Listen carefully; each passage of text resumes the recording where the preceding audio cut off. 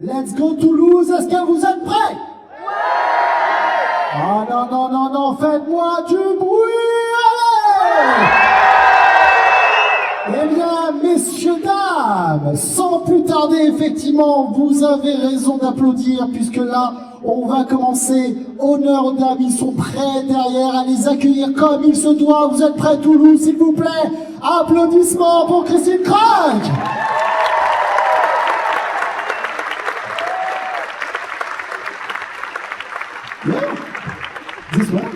Bon, c'est tout ce que vous pouvez faire, les gars, allez! Allez! Devon Murray! Let's go! Allez! Et messieurs, dames, pour vous aussi, en direct en France, et je sais que vous l'attendez aussi comme il se doit, s'il vous plaît, Monsieur Christopher Lloyd!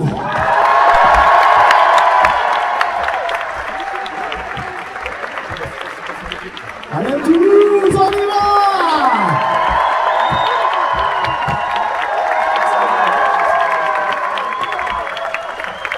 Merci beaucoup. Je ne sais pas si vous vous rendez compte de la chance d'avoir ce panel d'invités ici en direct. Mais ça va être sympa. Et je voudrais aussi, s'il vous plaît, que vous fassiez un tonnerre d'applaudissements pour ma traductrice de choc et de charme, s'il vous plaît. Ça va aller, excusez-nous, ça va aller le coup. Bon, c'est parti alors. Première question, j'allais dire bonjour, bonjour. Je vais poser une petite question en anglais avec mon petit accent français, vous allez voir, c'est n'importe quoi. Do you know some word in French? Ah, je pense que le micro ne fonctionne pas. Attendez, normalement. Oui, ça fonctionne pour des voix. Christine? Non, je pense que le micro fonctionne. Ne vous inquiétez pas, nous sommes cascadeurs professionnels, d'accord? Il n'y a pas de souci. Hello? Hey! This one is Yeah! C'est bon! Alors. some words in French. Ah, Not many. ok. You want me to say them? Yeah? No. Ok. Je crois qu'on n'a pas le droit de les dire ces mots-là, d'accord? Ok, très bien. Devon? All I know is how to say bonjour, au revoir, merci. That's it. Perfect! Perfect, Devon.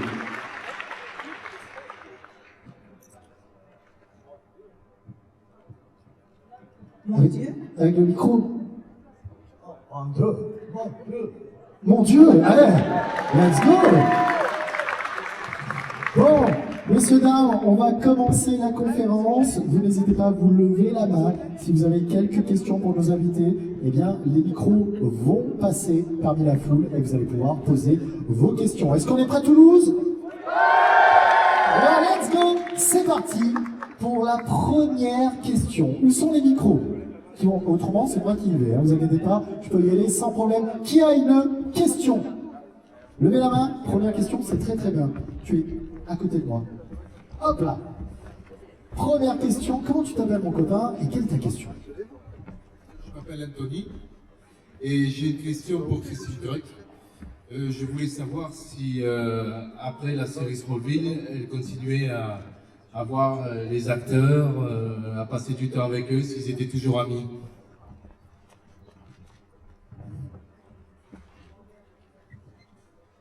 Je vais mettre là. Yes, we see each other often because we do conventions. So, and Erica and I both live in Vancouver. So we hang out and have tea, and they've become even closer since we left the show. Eh bien oui, elle les voit toujours certains, puisqu'ils se voient pendant les salons comme ici. Et avec Erika, elles habitent toutes les deux dans la même ville, donc elles se voient souvent. Elles sont encore plus proches qu'avant. Merci beaucoup, applaudissements s'il vous plaît pour Christine. Merci Anthony. Alors, est-ce qu'on a d'autres questions? Levez la main, je vais aller un petit peu vers ici. Alors, tu es juste devant, je suis quand même privilégié en haut, c'est pour mon cardio, d'accord? Alors, j'ai une question ici. Hop là. Tiens, je te pose là. Le micro, comment tu t'appelles? Quelle est ta question? Je m'appelle Samuel. Ma question c'est, j'aurais aimé savoir comment chacun de vous trois avez auditionné pour les rôles dans lesquels vous avez joué. Voilà. Merci. Alors, je pense peut-être, c'est un petit peu général quand même. Je pense que pour Christine, peut-être pour Smallville, ensuite pour Christopher Lloyd, tu as peut-être un rôle en tête, le plus connu? Dis-le-moi. Doc Brown, c'est ça? Ok. Et pour Devon, pour Harry Potter. Donc comment ils ont été castés justement pour Christopher Lloyd, donc pour le rôle de Doc Brown, pour Christine Craig pour son rôle dans Smallville, et Devon pour la saga Harry Potter. Comment se sont passés les castings? Et est-ce qu'ils connaissaient un petit peu, je pense Devon en plus, est-ce qu'ils connaissaient la saga?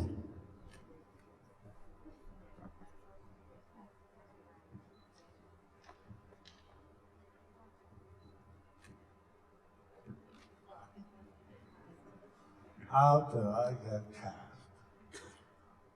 Okay, well, Back to the Future, I was doing independent film in Mexico City. My agent sent me the script, and I barely read it. I kind of sort of felt the gist of it, and then I placed it in the waste paper basket.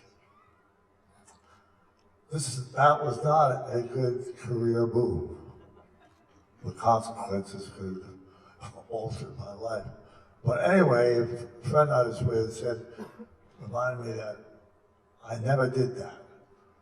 When I was in New York, I went to anything if I thought I might have a possibility. Up, down, down, down, didn't matter. So I swallowed my pride, or whatever you call it. I bent over and took the script back out of the waste paper basket, and I gave it a good look, flew back to LA, had a meeting with Bob Zemeckis, and the deal was done. Thank goodness. Eh bien, on a failli ne pas le voir dans Retour vers le futur, parce que quand il a eu le script, quand il travaillait sur un film indépendant, il l'a mis à la poubelle. Et c'est un de ses amis qui lui a dit de ne jamais faire ça s'il y avait une chance qu'il puisse avoir le rôle, donc il l'a ressorti en ravalant sa fierté, il l'a lu et il a bien aimé. Il est allé à Los Angeles rencontrer les personnes concernées et c'était fait. Merci.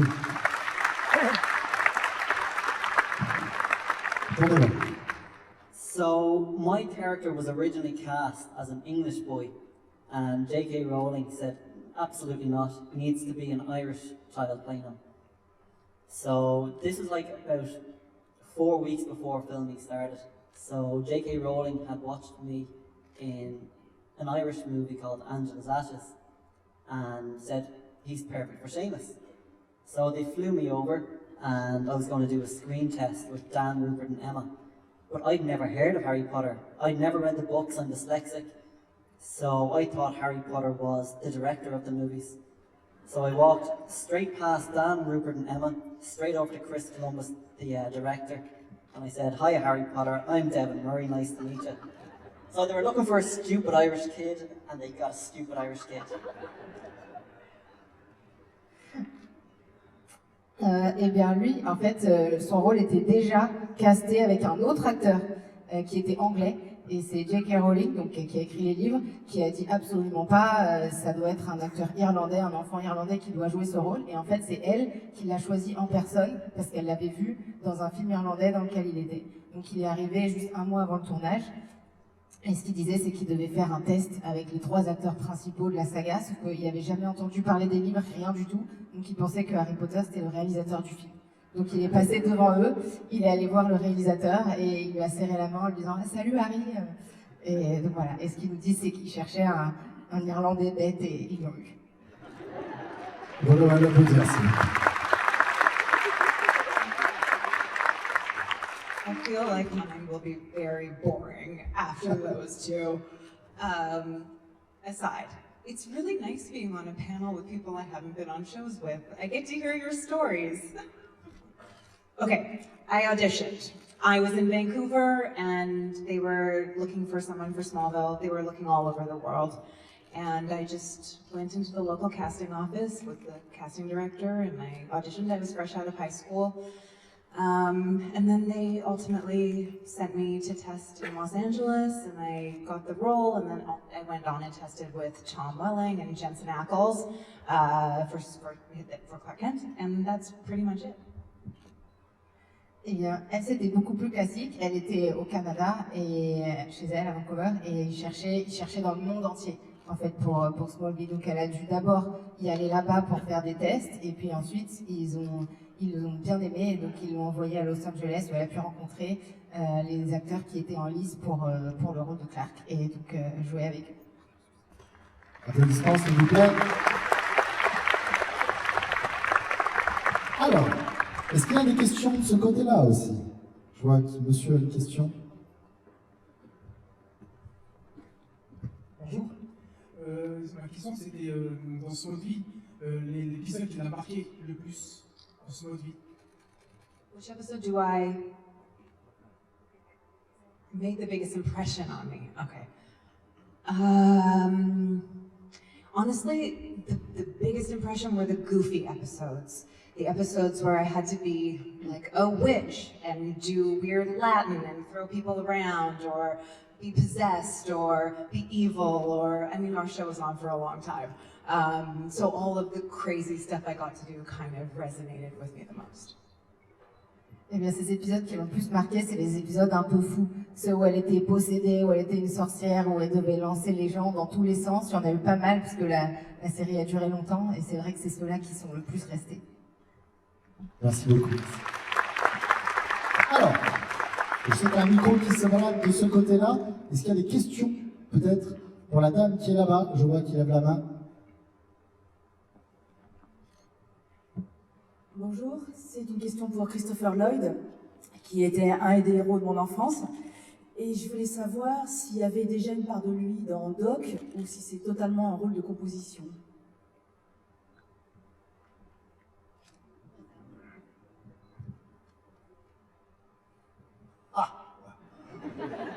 Who asked that? Right. Well, something that excites me about scientists, Einstein, etc., that they can be trying to figure out a problem that changes the world, just opens up our knowledge beyond where, you know,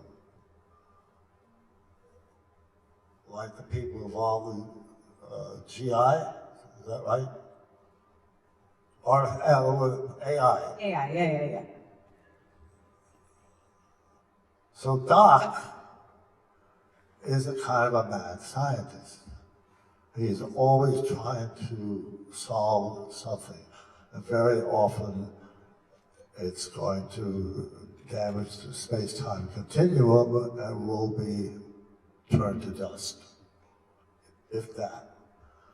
So I kind of identify with that because I feel that urgency about things sometimes. I just tack it on to trying to figure out, you know. I mean, I love stories where, and it can happen to anybody, where you think, what the hell, you know, trying to, and then you're walking on the bus, you're not changing something, bingo, right between the eyes, there it is, there's the answer. Einstein must have, you know, felt a little excited when he reduced everything to E equals mc squared. How do you do that? You know? So that's what Doc is all about. Et bien, ce qui l'impressionne dans son rôle de Doc Brown, c'est son côté scientifique. Il s'est bien sûr inspiré de gens comme Einstein. et ce côté de persévérance, d'être sur un problème qui peut changer le monde quand on le résout. Et dans le cas de Dox, qui nous disait que ça pourrait plutôt tout détruire et nous transformer tous en poussière, mais bon. Et que lui, il s'identifie à ça, à ce côté d'avoir un problème, de le retourner dans sa tête et d'avoir le moment où ça y est, on a trouvé. C'est ce côté-là du personnage qui l'impressionne et auquel il s'identifie. Merci beaucoup. Alors, on a une question juste là. Comment tu t'appelles? Je crois que le micro fonctionne, ne t'inquiète pas. Bonsoir. Bonsoir, comment tu t'appelles? Fabien. Fabien, ta question, alors vas-y. Alors, j'ai une question. Est-ce qu'on peut tenter en anglais ou pas? Et bien entendu, On va essayer. fais-toi plaisir. Personne ne te jugera, sauf C'est moi. une question générale en fait, plus sur. Vas-y. Voilà. Hello. Thank you. I have one question. I would like to know what is the most difficult kind of scenes to perform? Is it sports scene because you have to climb, sometimes to fight, to run, or is it romantic scenes because you have all the stuff all around, etc. Or is it like long text scenes because you have to remember everything? It's for you three. Thank you. Christine? Okay, I'll go first. Okay, if a script is well written, all of the scenes are fun and kind of like an easy challenge.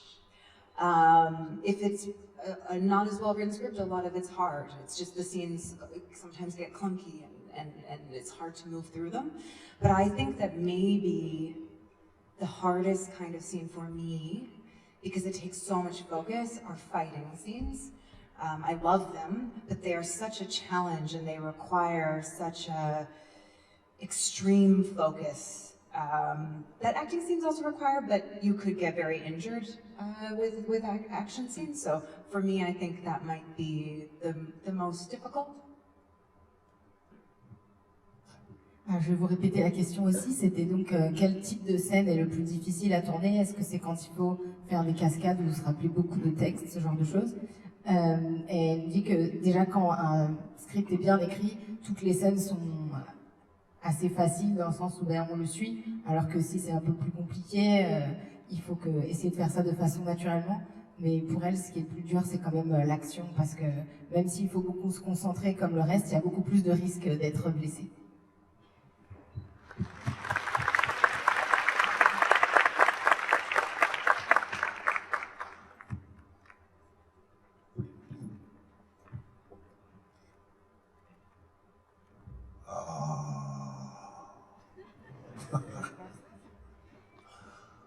I don't know. I mean, crowd scenes can be notoriously difficult.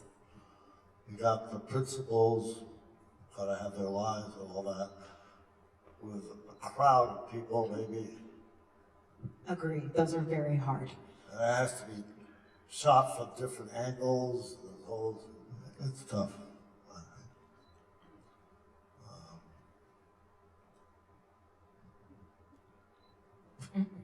Eh bien, ce qu'il nous dit, lui, c'est qu'il y a une quatrième réponse qui n'était pas dans la liste, c'est les scènes où il y a une foule. En fait, c'est très compliqué parce qu'il y a les acteurs principaux au milieu, il y a plein de figurants dans tous les sens, il faut tourner la scène de plein d'angles différents, et au final, c'est celle qui est le plus compliquée.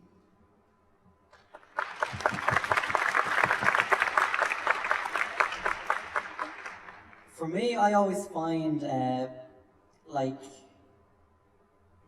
when you're in an argument or if there's tension or anything like that, I always find that very, very hard, like a death scene or something. I can't stop laughing. Somebody could be dying. In a movie that I did years ago, a horse died and I was supposed to be very, very upset. I couldn't stop laughing. Harry Potter, Dumbledore dies. I couldn't stop laughing. Myself and Harry have a big fight. I can't stop laughing. So anything where I've got to be serious, that's very hard for me.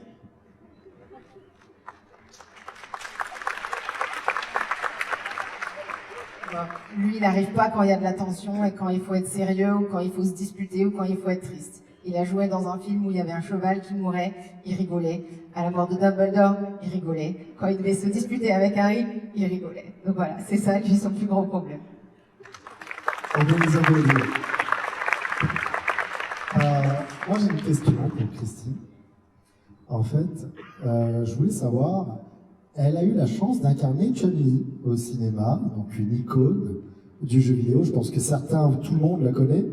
Sur la licence Street Fighter, je voulais savoir si elle avait eu, si physiquement elle s'était préparée justement à ça, comment ça s'était passé, et s'il y avait eu un training, un entraînement par rapport à ce tournage. Oui. Merci. Okay, so I have a competitive gymnastics background. I did karate for many, many years. So I had all that in my back pocket. But I went to Thailand, to Bangkok, about 5 weeks before shooting, and just trained with the stunt team for 5 weeks. We did repetitions, we did dive rolls, we did handsprings, we did all the wire work choreography, the sword fighting choreography, the tai chi, every day, except for maybe 1 day off on the weekends, I think. But I went early and just trained. It was my favorite. I loved it. Eh bien oui, elle a fait énormément de préparation physique et dites-vous qu'au départ, elle était déjà entraînée, elle avait fait des compétitions de gym, elle avait fait du karaté, donc elle était déjà sportive. Et malgré ça, elle a passé 5 semaines à s'entraîner d'arrache-pied en Thaïlande, à apprendre des figures, du combat, des cascades sur des câbles et tout ça, mais elle a adoré. Applaudissements s'il vous plaît. Merci. Alors, une autre question. Ouais. Ah, déjà pour la dame qui est ici, c'est ça? Ok, très bien. Comment tu t'appelles? Laurence. Laurence, ta question. C'est une question pour Christine aussi. Ça rejoint un peu ce qu'on vient de dire là. Mais je sais que dans Smallville et Beauty and the Beast, elle fait beaucoup de scènes de combat. Et je voudrais savoir si c'est elle qui les fait vraiment ou si elle est doublée à chaque fois. Ok, c'est des cascadeurs ou pas alors?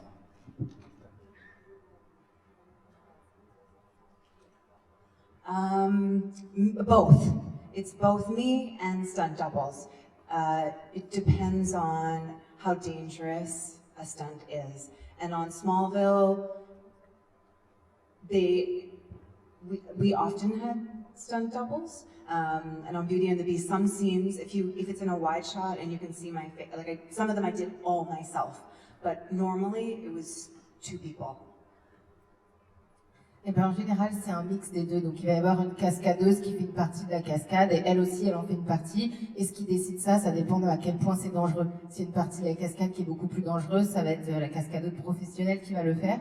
Et sur Smallville, souvent, ils avaient des cascadeuses.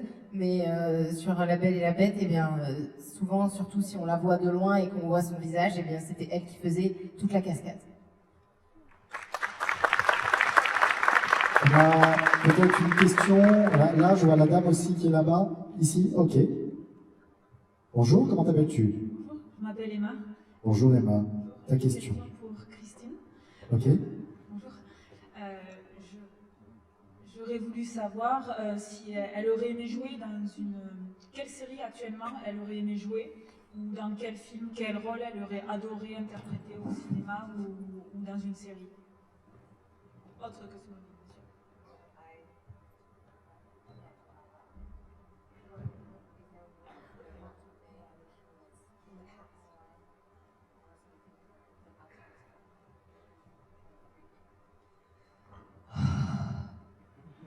I have always wanted to do a period drama, but being mixed race in the past has kind of hindered that. Although now, I don't know, it's possible. But I also am not a redhead and I'm not young, but I really would love to play Anne of Green Gables. Eh bien, elle a toujours voulu jouer dans un rôle d'époque, en fait. Et elle a été un peu retenue par son ethnicité au niveau du casting, mais elle pense que maintenant, il y a plus de chances que ça arrive. Et elle adorerait jouer le rôle de Anne of Green Gables, même si malheureusement, elle n'est pas rousse. Ok, très bien. Alors, Est-ce qu'on peut aller un petit peu les micros, regardez, vers les personnes qui sont là-bas, s'il vous plaît, à l'extrémité, pour avoir aussi un petit peu leurs questions. Voilà. Juste avant vous commenciez la question, c'est une question pour qui, dis-moi? Pour Christopher. Allez, c'est parti. Comment tu t'appelles? Vincent. Vincent, Alors, en fait, Vincent et Théo à côté. Donc, je suis Vincent, j'ai 42 ans, et c'est mon neveu Théo qui a 7 ans. Et c'est pour Christopher.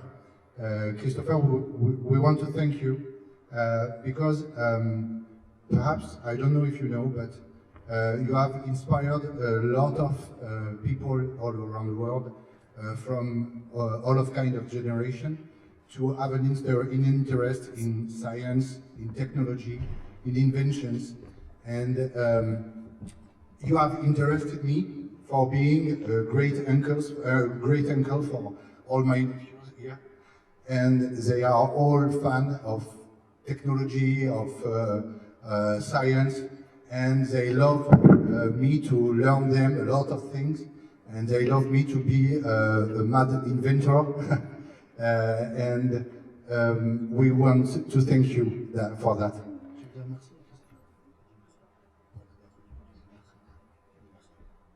Merci.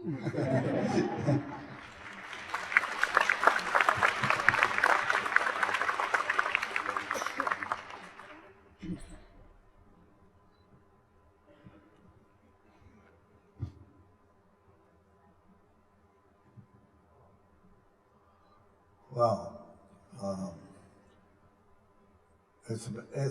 it's amazing how many people all the time say, "You made my childhood," referring to the Back to the Future films.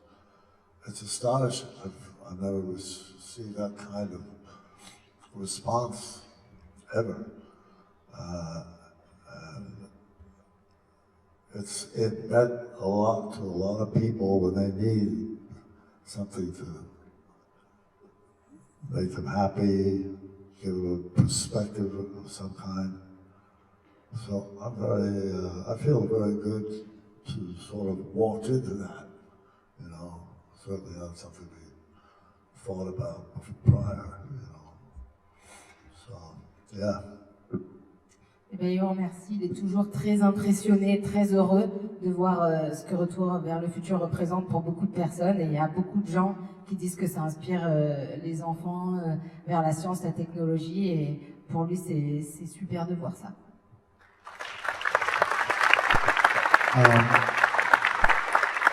Moi j'ai une question pour Devon. Je voulais savoir s'il avait un moment qui l'a le plus marqué dans la saga Harry Potter lorsqu'il tournait. S'il y a un moment mémorable pour lui, peut-être hilarant ou autre. Fait qu'il rigole à la mort de Dumbledore. Yeah, well, we worked on Harry Potter for 11 years, so we've had many memories. Many things I'm going to take to the grave with me, because everybody would kill me, but look, we used to play a lot of pranks on and off the sets. On set we had Michael Gambon, Alan Rickman. They both put a fart machine into Daniel's sleeping bag. So the two of us were lying side by side while we're filming, and Alan and Michael, they were walking down the Great Hall doing their dialogue, and with that, Michael started pressing the fart machine button. So we're halfway through filming, and all of a sudden you hear, Dan's like, "It's not me!" But like, we were always up to something, just playing pranks on each other. We'd stay in the same hotels, so setting wake-up calls at 4 o'clock in the morning, ordering food at 2 or 3 o'clock in the morning for each other's rooms, just doing what normal kids do, getting into as much mischief as possible and trying to get away with it, and then lying about it.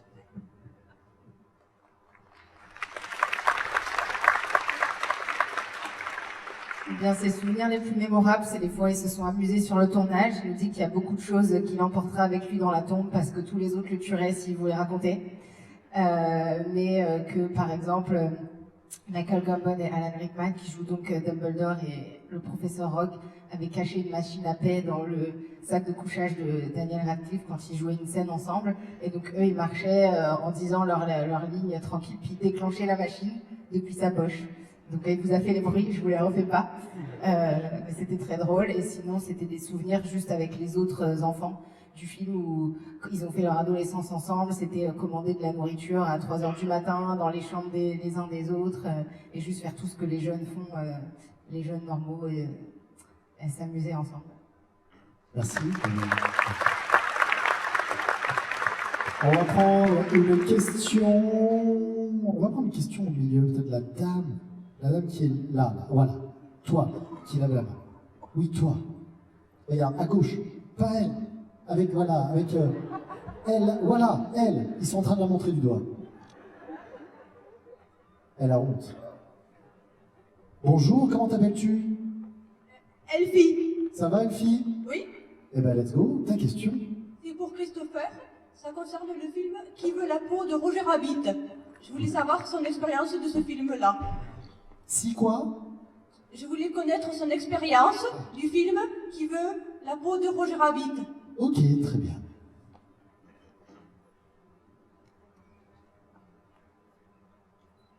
Okay. The whole experience. On a 3 heures. C'est bon, merci. Started, Roger Rabbit was kind of delicious because he was sort of a personification of villain, being a villain, and scared of a lot of people, maybe some of you. But I would always think, I remember when Disney first came out with movies, Bambi, Snow White, The Seven Dwarfs, what else? Pinocchio. And somewhere in all those films was a moment which was horrifying, something that kept you awake. It was just a cartoon, but it got to you. And so I just kind of feel, when people complain about Judge Doom, I just say, payback.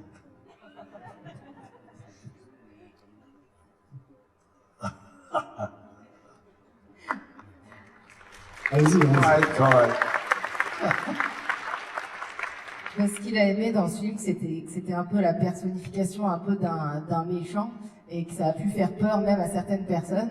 Et en fait, il disait que dans les Disney classiques, les tout premiers, Bambi, Blanche-Neige et tout ça, il y avait toujours un moment qui faisait peur. Et où les enfants allaient s'en rappeler et que c'était le moment qui allait un peu les horrifier et qu'il s'est dit, ah bah voilà, c'est mon tour.